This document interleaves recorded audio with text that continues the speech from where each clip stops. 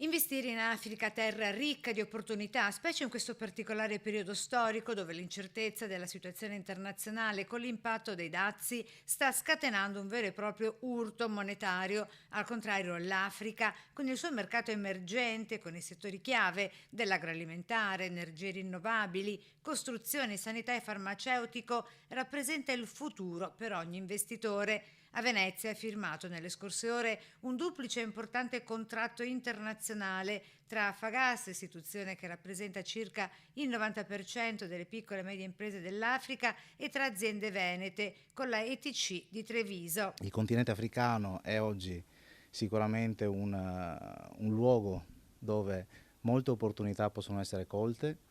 I cambiamenti geopolitici che sono in corso aprono nuove prospettive per le imprese italiane e quindi ETC è impegnata in questo percorso.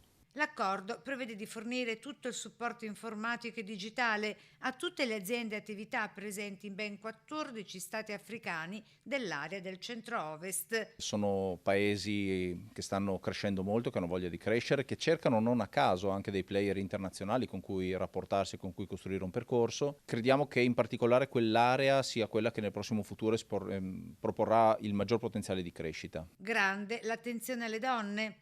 Noi di Fagas abbiamo deciso di investire e mettere in atto progetti a favore della donna per favorire la sua autonomia, perché la donna è fattore di produzione e di inclusione in tutto il mondo.